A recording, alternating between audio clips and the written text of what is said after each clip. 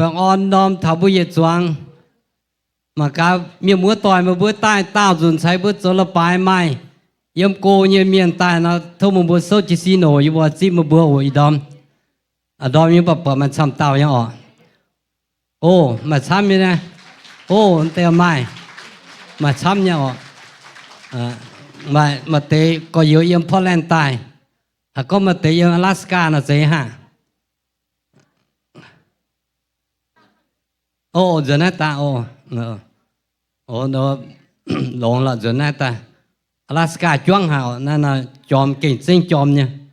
mà cái chim em mà tao em phổ mưa tai tao dùn sai bút cho nó bài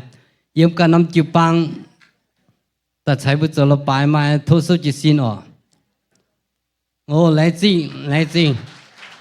tao không bàn như tỏi này hiểu lai ọ đâu à như bữa ta nó lao bởi nhưng bàn hồi cả năm chịu băng lấy gì bữa ta giàu cái em mà tao em phổ bốn ở bùng đọt ọ chỉ xin mà tem mà tao nè đâu à lấy gìนั่นหาจุ่มมาđâu à miền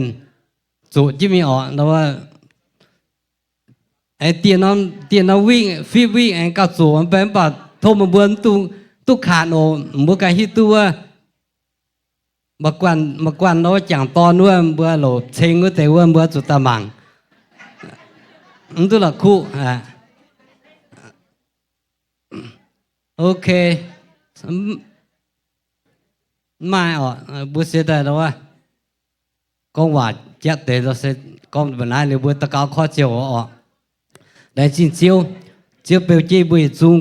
có yêu có mùa yêu chung yêu đom tu buông tỏi chẳng tiết chiêu chung mà chiêu bèo như buồn nó nóm chiêu hồ bùi bùi tu gì nhiều bèo on ít đom ya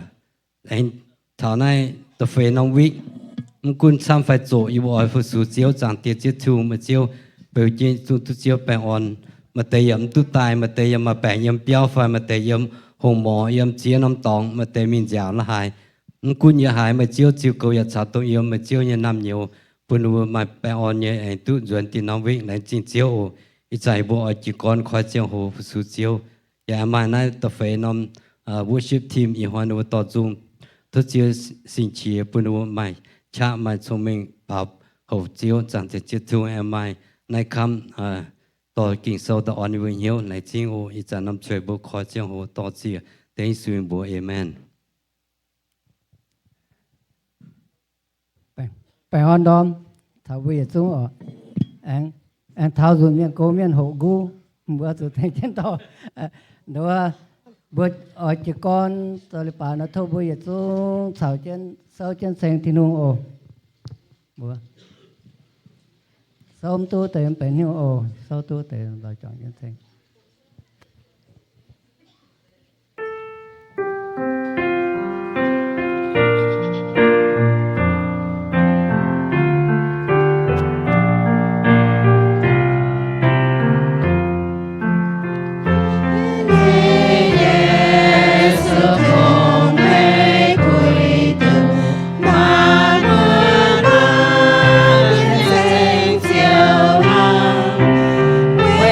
Hnyouv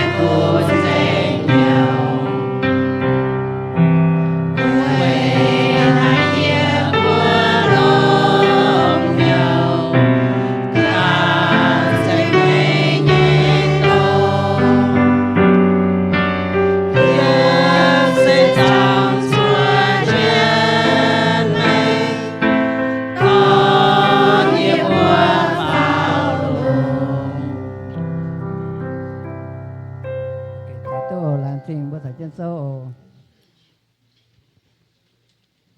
tông bùa siêu bọn họ tệ xuất ô.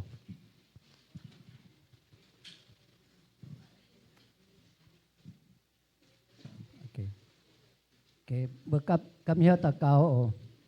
làm sinh chiếu thiên hùng chiếu làm sinh chiếu nhẹ pun như bùa in hoi anh mai chẳng tự yếm mai nhẹ dụp hiền choàng chén sen mây thai mây phụ số mây thảo phụ đống nhất trang hồ như bùa ở làng chế nhẹ cấp như bùa nhẹ hiếu như bùa nhẹ xin phụng pun chiếu tông chiếu làng chế nhẹ pun như bùa mai tai lồng nhẹ xin nhàn như bùa anh ở cấp phụng dẫn pun chiếu lồng chiếu sầu chiếu nhẹ công thấu chiếu tiếp chân nó tề xin nhàn lồng sầu chiếu nhẹ công phủi yếm chiếu dụp hiền pun chiếu như bùa tu giang làng chiếu làm sinh ổ như bùa xuống cấp hiếu phòng họ tên chiếu su như bùa amen.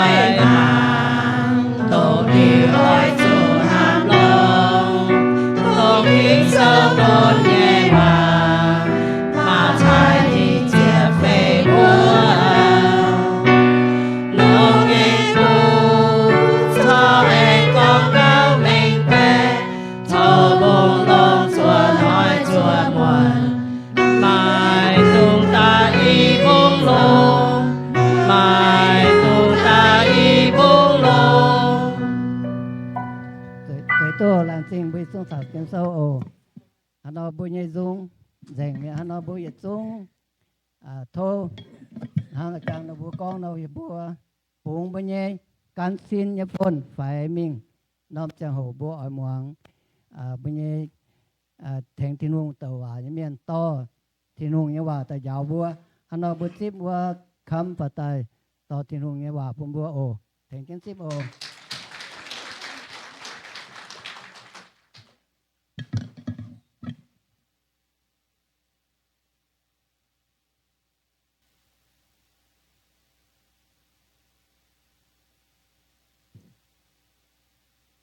Anh Đom, anh hết chỉ buổi chúng chỉ bao nhiêu mua tỏi, bây tại bài trình chiếu thiên hùng, chỉ buổi khai miệng yếm cô nhé, tại yếm Portland phải yếm tiền nom tòng cô yếm tiền nom chỉ bằng nhé, bên mua tỏi tại thảo chuồng chân trình thiên hùng, buổi làng trình thiên hùng và thốt thiên hùng biểu chân,ไปบัวใต้แปลงอ่อนdưới nàyแปลงอ่อน We just want to welcome everyone this morning to come to worship God here at First Iu-Mien Church of Sacramento. Some of you may be watching online. We welcome you. We want to thank everyone for being here this morning. Thank our guests from different places. May God bless you, be with you, and enjoy the California weather. Okay, lành xin tin hông ở bữa cho mute thế nhé, ở sẽ bùng AC nhé ạ. Lành xin bữa ở tổ dung nhé quan, lành xin bữa in hỏi anh tu hoàng bữa tổ chiếu như hòa chiếu kinh sâu chỉ tao nói lên bài bữa phiên sang tu con thảo kinh sâu để in hỏi ở bỏ trên mình ở chỉ tai nói lên bài phiên sang con thảo gà lai như chiang hồ chiếu su anh ở tàu gang bữa nhìn hâm bữa tông bữa xiên thiên nhiên miên để ở bữa ở chúa trên chiếu su tạiต่อบทส่วนชาติเยี่ยมใจยังไฟเอเมนยังไฟบาสก็เที่ยวมาเกณฑ์ตายบัวเลยนะน้องปั๊มเกณฑ์บัวอย่าทุกชาติต้องเยี่ยมบัวจะกินเสื้อบัวก้องบัวเลยนะน้องซีนบัวจะชาวเจียวเยี่ยมบัวเท้าจิตตาน้องเลยไปเป็นแสงก้องเท้าเนี่ยใส่กอบัวตะนายกาเจียวไม่จวนเนี่ยจังโหmà hay dùng giang hồ thảo được hạ lại nhé giang hồ nếu chiếu nên con chăm nhiều nhé nếu giờ nên con bùa hiểu bùa nên bùa tung chủ đua mà tung chủ đua bùn miền đua chủ mày bùa thằng nó giờ nên ở tai nhé giang hồ giờ em mai chăm nom tòng con mày bỏ trả lo hại giờ mà chia dùng khâu nhé chủ chuột nếu tan bồn hành hăng xiên thung rung nhai miên mai tế về pam ken mai hoang ó mà chỉ nhung hoài đầu bồn bồn nhớ nằm mai tế anh lây chiếu quảng chiếu mai nói sẽเป็นคำเสียnhưเจ้าบนถาบัวทั้งนอไปนินก้องบัวเฮียวนินบัวสู่เบนเจนว่าสู่ปาเมียนเยตอนเจียวใต้how Last week, the pastor has shared the Bible regarding the end times and Christ's return. As a believers, Christ's second coming to receive His own is one of our greatest hope, and we are all looking forward to that time. But if the Lord delays, and we were to pass away, we'll be with Him, because the Word of God tells us to be absent from the body is to be present with the Lord. And His disciple asked the Lord Jesus, what will be the sign of your coming and the end of the ages? So the Lord answered them with many things. And one of the couple of things that He said was that Jesus told His disciples not to be deceived, because there will be many false teachers at the end time, and there will be also many issues, many problems like wars and pestilence and famines and earthquakes. And He told them not to be afraid and to be ready, because when he comes, nobody would know. Nobody can set the time or the day. He'll come like thief in the night or like the lightning. And verse 44, Jesus said that, therefore you also be ready, for the Son of Man is coming at an hour you do not expect.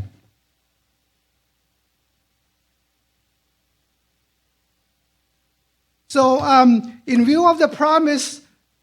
in view of Christ's promise to come and receive his own to be with him, we're going to look at a parable that Jesus gave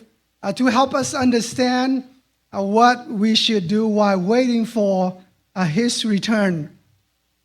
Buổi tu chiếu nên ở tại liệu bữa mang ý yểm kinh sâu con thảo hòa bế chiếu sự con thảo hòa bế bùn bùa biển hiếu thảo con bùa chuẩn hang hao dầu hòa bế sẽ Ziepc Zuoqv Nyei bầu thảo Hnyouv Maiv Zingx Nyei bầu. The parable is the faithful and the evil servant. Matthew 24, 45 to 51. Let us pray and then we'll begin reading. Bữa chúng ta cao đẳng. Bữa thiên tông tì chiếu thiên hùng chiếu ý đom như bữa ở chuồng trên tổ chiếu như hòa chiếu kinh sầu chiếu như bữa phùng năm chiếu hồ yếm chiếu như dùm hiền như bữa thái chiếu như bữa tổ này yếm kinh sầu thốt thiên hùng bữa như bữa nọ mong tự hài bữa như bữa hài biển hiếu em như bữa hiếu ở chiếu như bữa đánh chính chiếu thốt thiên hùng ghé chuột Yang o hata chang jian ye wa yim yi bun hiao ni zhang ho zhe wa yi bu lan jing qin hong to qin hong xin lin yan jiao yi bu yi bu han dao gao kao yi bu jie sun nen jian ye bu. Amen. Amen. Okay. Yam nai Matthew 24 verse 45 to 51. So before we read, just let us know that when the Bible says the master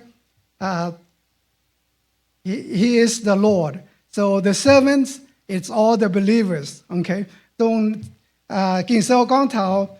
chiếu tao sẽ bùi nhị chiếu thảo bầu sẽ bùi trung xiên thiên hùng Iu-Mien. Okay. So those who can read English, just read. I'll just read in mienh. Phải chấm yểm. Wo zhen hai dao zhou Hnyouv Zingx Zong mienh Nyei bầu. 我到哎，只要派旧年也表中面也只将合作，也装包也半人好半年半。要转大半，来到包走都进包只有见了啊！一不见没半，只要外半来到包旧人，年也中家庭。唔把谁讲我到包ไม่เป็น nên yếm hiếu nam ý nhé chiếu mai keng duan xiếp nên chiếu tông xin bỏ nên nhé bầu bỏ nên dấu bầu tỏi ya thảo hộp tiêu quyên nhé miên choàng nhàn choàng hộp bầu chẳng mấy dài nhé hỏi chẳng mấy dài nhé chẳng hồ nên nhé chiếu chiếu duan tài á chiếu bùa chiếu ở tình nên nhé chuối hiên nhé chủ nên minh chào bây giờ hiếu duyệt nhé miền yếm bùng sinh bùng chia nhé nhiễm ngã trên nhà tía yếm nay bùa bùa thảo ý nhung bao bao sẽ เป็นไปถาวบัวเสียงที่โรงเมียนไปถาวตรงเมียนเยี่ยมจุยเนียมเยซูเจ้าหนุ่มเยเจียวเมียน So there are two types of servants. The servants represent those that profess Jesus as a Savior. Who then is the faithful and wise servant? Who then is the evil servant? The faithful and wise servant, his master has entrusted him with responsibilities. Notice that it doesn't say anything about who is better, who has more education or has no education, who you are, where you're from. So everyone that is a servant or is the servant here, the master has entrusted him with responsibilities. The faithful and wise servant is the one that is trustworthy, who is honest, who is reliable, who will carry on his responsibility with a consistency. And the wise tells us that he makes good and sound decisions. He has a good discernment. He knows how to make good decisions or right decisions. Thì như bao bùn bùi yếu thảo con chiếu bùn nín mai buồn đầu chiếu nhẹ công ở. Thì ông con thảo con hát lan tổ sâu thang phải quay mai thông minh phải bụt dòi phải yếm hải tai Hnyouv Maiv Zingx xía cổ lún ông con thảo tàu phải lan bầu nín tu công buồn thì hùng đó nín nhẹ chiếu bùn nín mai công buồn hàng nó tông quay phải Ziepc Zuoqv nhẹ bầu phải mai thông minh nhẹ bầu nín nhẹ chiếu bùn nín công Ziepc Zuoqv nhẹ bầu tan tu đứa nhẹ công hăng phải mai công dầu hăng bà nín đứa nhẹ chân chân dầu nín nhẹ công ở in so bùn bùa bùa thảo con tiền hòa con to give them food in due season. So the faithful servant, he did not just receive his responsibility, but he's busy fulfilling his duties. The Bible verse that says to give them food in due season. That means he's doing his job. He's doing his work. And he administers his master's good for the benefits of others, not for himself. Bố bà thảo nói tao bao nín đôi như dầu công tinh liêu như dầu công ở tan bồ đài hăng nín hăng nó nín như chiếu buộc duôn tai buộc nín dầu như công nín quàng ở nín dầu chứ ní công mienh thì so con blesses the servant when his master comes will find so doing. That means when the master's return, the master found that he's doing his work. He's doing his duties that were assigned to him.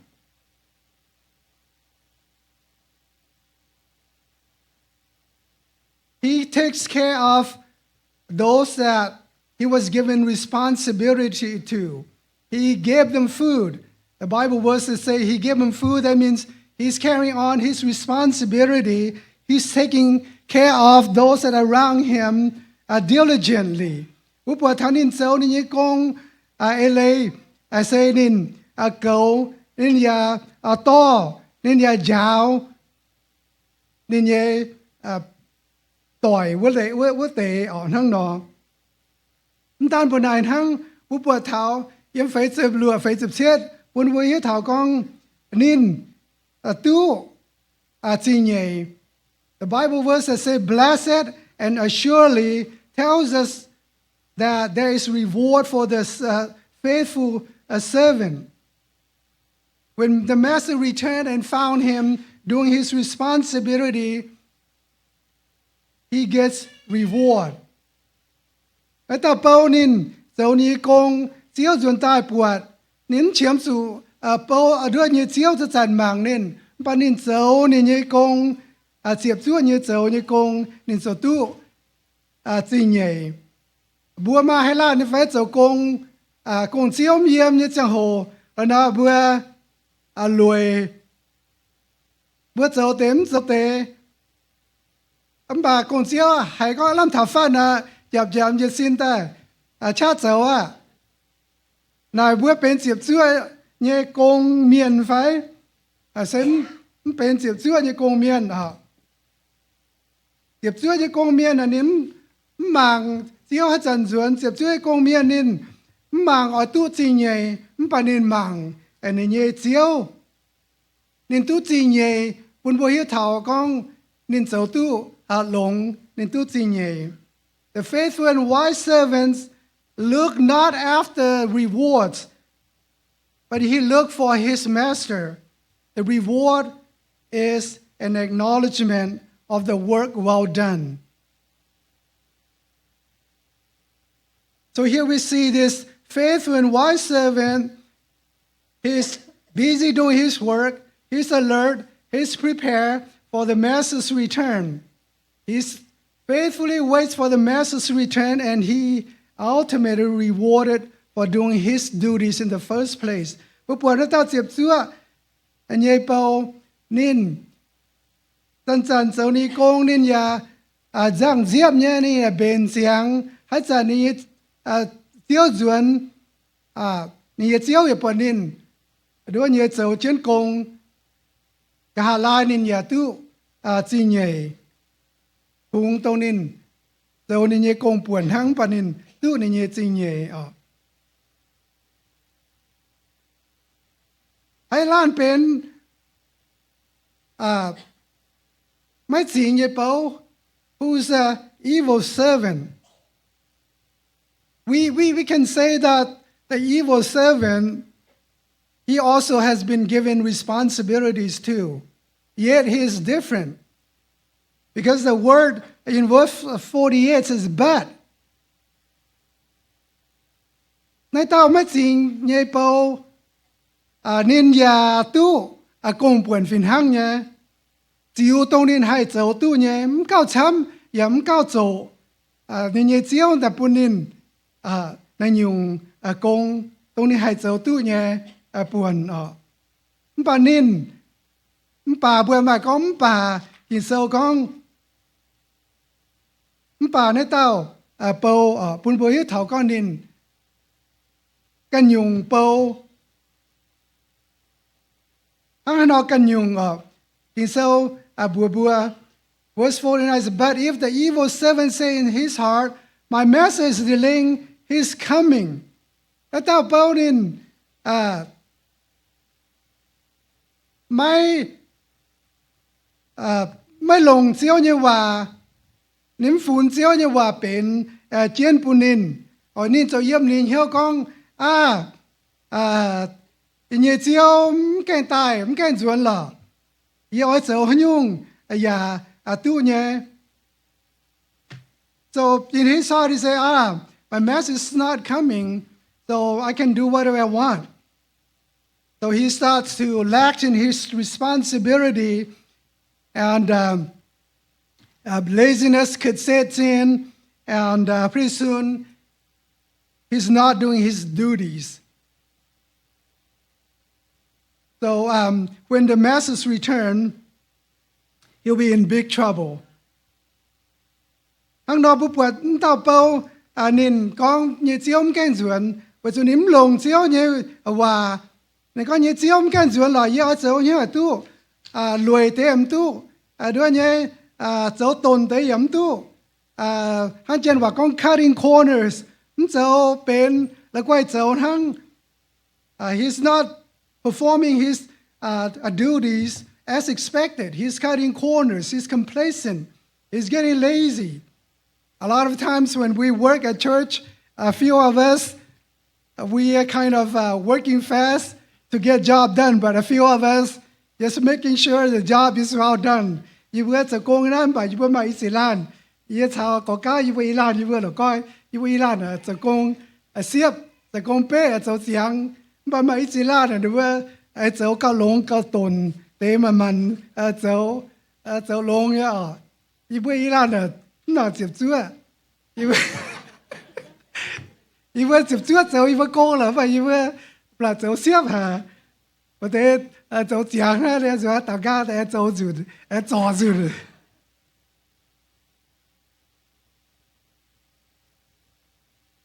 thằng nó besides that, so the second thing the evil servant does is that he's lording over others. But when the time seeing bao nín chỉ còn cún căn lan á, ha nó chỉ còn cún căn lan nín chỉ còn đứa như đồng xin rồi nín bỏ nín như dấu bao như tỏi. He begins to be abusive. Nín chỉ còn nín bữa con thảo abuse sẽ mà chăm nhung nhá. Con thảo và con tổ miên hem miên nấu miên chi chia miên giong miên nó thế giờเป็น abuse ไม่เอาเป็น verbal abuse มันตาเป้านินบ่นี่เนี่ยต่อยคุณว่าเฮ็ดเฒ่าก้อนนินบ่นั่นนินอย่าเฮมา so we see this evil servant starting to abuse his fellow servant physically. When someone abuses another person physically, there is always verbal and emotional abuse.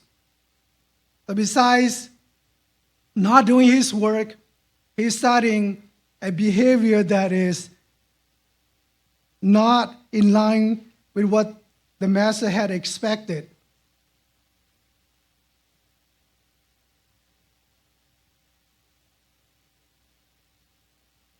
Tan bùn này hăng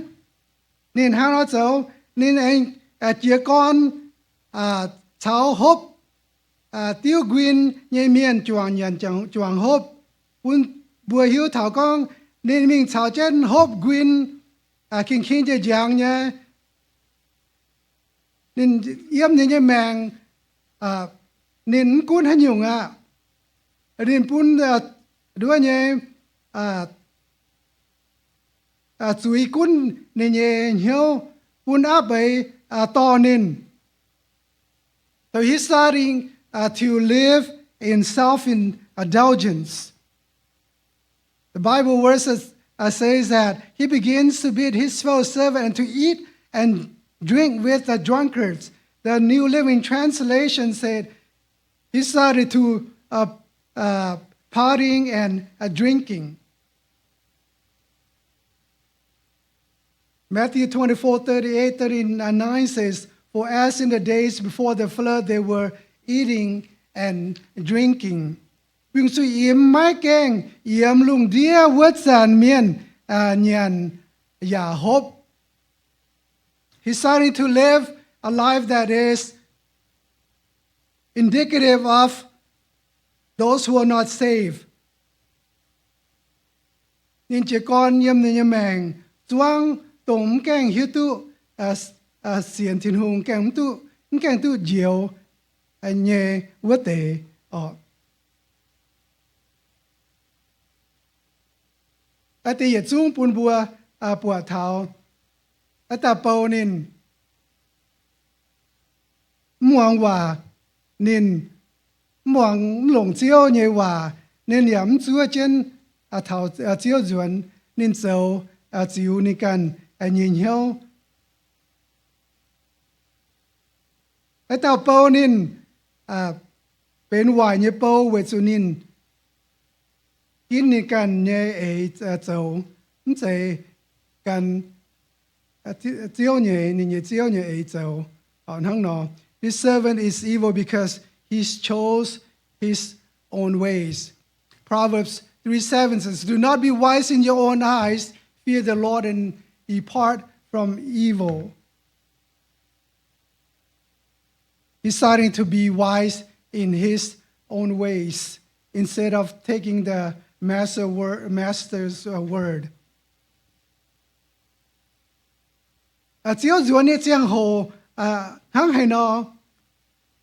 The master of that servant will come on a day when he's not looking for him, and at an hour that he's not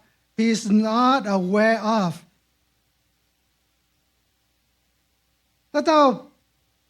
Bầu nên chiếu dùa nên chẳng hồ tấm chiếu tông nên con vừa tiêu chuẩn như sao hồ là hết giờ nên chuẩn hiểu tông nó ta bom chúa chân mạng ya hiểu tu nhé chẳng hồ sẽ xếp nhé chiếu nên chuẩn sẽ xếp nhé ya bùa miên mà tao hay hiểu tu mà tao thằng này tao bầu nắm bền vì tu những phải tao bầu yếm chỉ con nên cần xiên con chiếu chuẩn yêu cho nhung yêu cho tu thằng đó tao bầu thì nó chuẩn thằng nó nếu chủ buông chủ khâu the Bible says cut into piece and assign him with the hypocrites tiêu ỏi tình nên nhớ chú ý hiền nhé chú nên mình cháu bây giờ hiếu duyệt nhé miền yếm đại bùn bùa hiếu thảo con nên chú tình khâu nhé and hiền nhé với nhung nên tình nhé hiền nhé yếm nhé tòng sẽ tòng chú bùn sinh bùn chia nhé nhiễm phải ngã trên nhà tía nhé tòng these evil servants who face severe judgment and he faces eternal punishment. Bùa im nói chiếu như bà bùa ít gì nhung buồn với thảo thằng chiếu nên con nó nên ở tài nhà chẳng hồ mai tàu hay hiếu tu nên tài như chẳng hồ sẽ xếp nhẹ thằng nó bùa chuẩn thằng hay nó dấu buồn bùa hiếu tu yếm nay ít gì yếm kinh sâu. How does this applies to us or encourage us to live today? First, be watchful. Thessalonians 5, 6, and 7 says, so be on your guard, not asleep like others. Stay alert and be clear-headed. But let us watch and be sober. Apun bùa hiếu thảo con bùa ở chủ nhảy đôi tất cả nó chủ giang nhé tất cả nó chủ nhie nhé yếm bùa nhé linh quân nhé mèng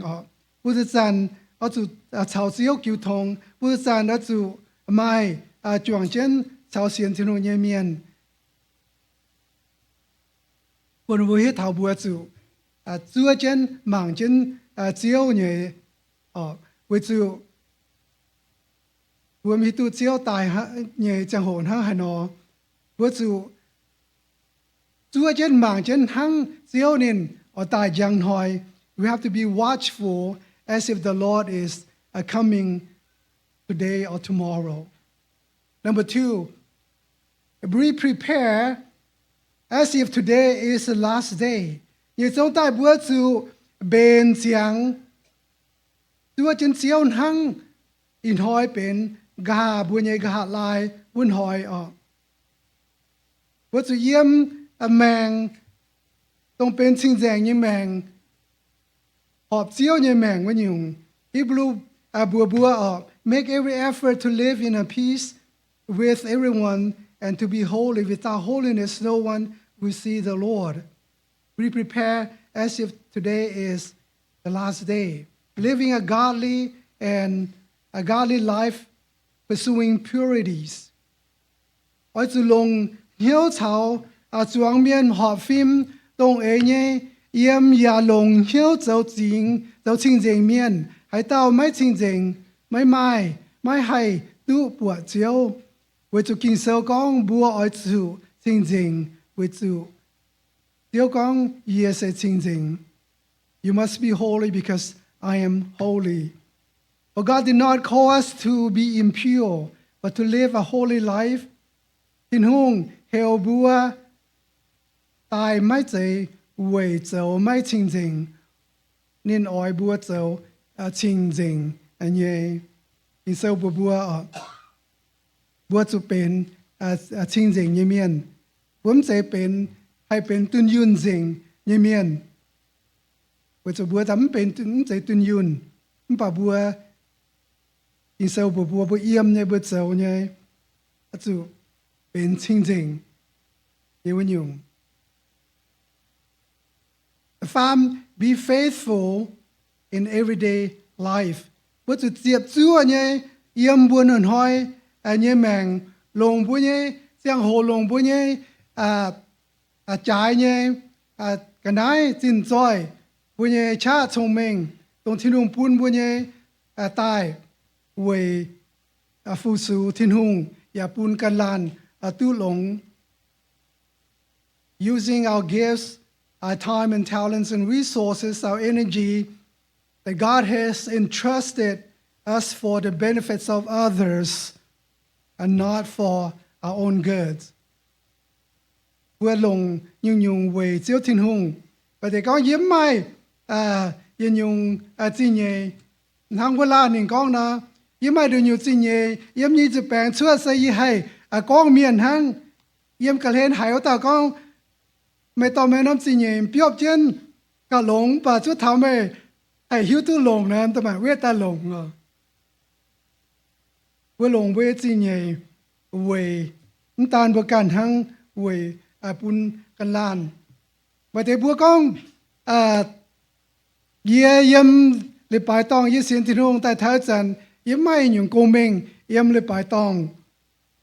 หลายเสมเจดูว่าเนี่ยบัวเป็นเจียวเนี่ยเมียนบัวเสียนที่นุ่งเนี่ยเมียนเสียนเจียวเนี่ยเปาเสมเจอาจุมาให้โกเมงไฟเยี่ยมเลยไปต้องทั้งเยี่ยมเลยไปต้องไฟมาให้โกเมงไฟเจ้าให้หยุ่งแต่เป็นทั้งกองจนว่าก้อย extension เป็นที่นุ่งจ่าทิพย์แต่อย่างนั้นบัวละล้านที่นุ่งถ้าจะบุกกองตายนะแต่โป้เมียน่ะที่นุ่งบางตัวโซ่ทางไปตัวโซ่ไอไปปดซอยไฟชงเมงไฟบัวยาหนอมตองตายไฟโกดหลุนละล้านที่นุ่งปุ้นจอยจริงบัวบัวทั้งหนอลงบัวทั้งหนอลงแต่เยี่ยมบัวเนี่ยหนหอยเนี่ยแมงบัวจะมิ่งจะตายเจ้ากงเปามิ่งจะตายเปาจองเหยียเหลียงเหยียดิโดเดี๋ยวให้ยุ่งอย่าใจ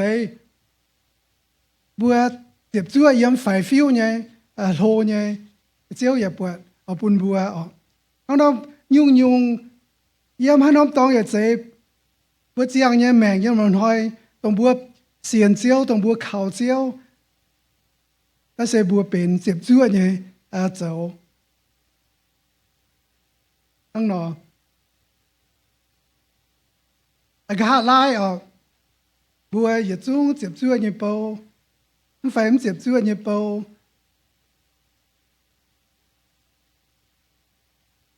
บัวจุกันกินแต่อีตาเปานะเดี๋ยวบัวกินบัวอย่าฟินหั่งเนี่ยเอาข้าไล่จังโหกินเซลบัวอย่าจุ้งเจ้าเนี่ยบัวอย่าจูยำเจียวจำเฮียนเจียวอ้อยไหนบัวอ้อยไหนกับบัวตรงเจียวปูนบัวเนี่ยบัวทั้งให้นอหลงว่าจะบัวเท่านินจวนเยจังโหปละลานอาจจะเศร้ายำนิจำเฮียนหรือบัวอ้อยหายนินทั้งนั้นกองไม่หลงไม่ใช่หลงหายเหี้ยวจีเยเป้ากุนเปียตายเฉาเยเจนเยวะไฟบัวอ้อยจู่หายซอยในเตาไม่ลำลงเยเป้า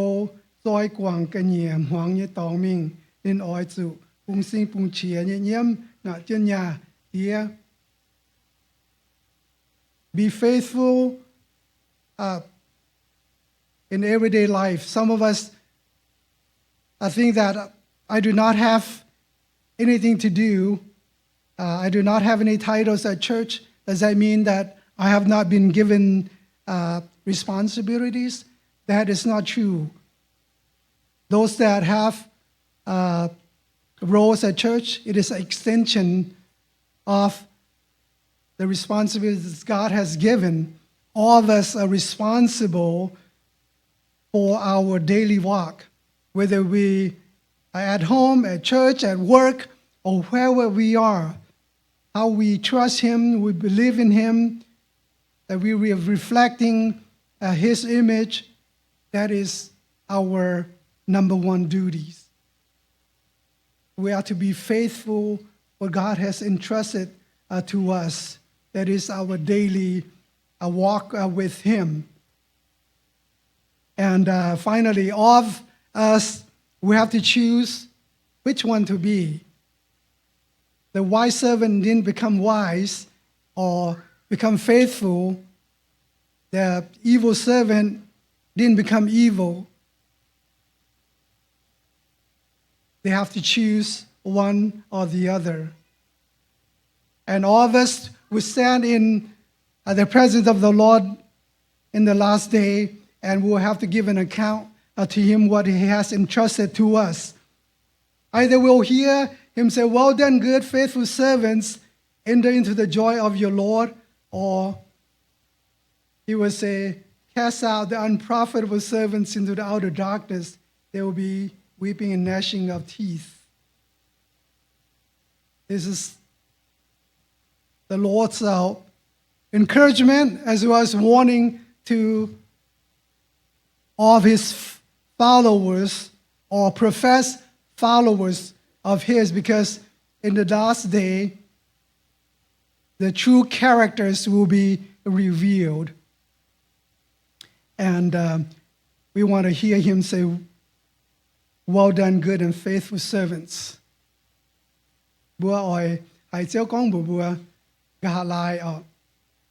mới sẽ long hay nhớ gì nhị bao quân bịa tai chào ye yên yêu bữa làm rồi cao bữa lần chỉ bữa thiên hùng tao chỉ chiao chiao đom như bữa trên ye tai mày tao chỉ chiao như bữa in hỏi yang thao chiao bữa như bữa con chiao cả anh thao chiang hồ chiao anh tại Ziepc Zuoqv Iu-Mien và chiao như bữa ở chỗ kín như bữa ở chỗ bên Hnyouv Maiv Zingx như bữa bên thông minh như bữa phải Ziepc Zuoqv như bữa phải đối như bên mấy Ziepc Zuoqv như bữaแต่ว่าทุกทิ้งหงถึงอยู่บนต่ออยู่บนยันเจ้าอยู่บนปุ่นอยู่บนลานเป็นตรงเจ้าก้องอยู่บนเป็นZiepc Zuoqvอยู่บนลานอาจารย์เจ้าจวนเจ้ายังไม่จริงอยู่ปุ่นอยู่บนลานเจ้าอยู่บนต่อจิตเจ้าอะไรสิ่งทิ้งหงทุกทิ้งหงแต่อินเซฟูอย่าอ่อนอยู่บนเหี้ยวลานอยู่บนให้ยามนิดฟัดไม่เจ้าทิ้งหงอยู่บนอะไรสิ่งอยู่บนหน้าตาเก่าอยู่บนเจ้าสุนันจิตอยู่บนอาเมนอาเมน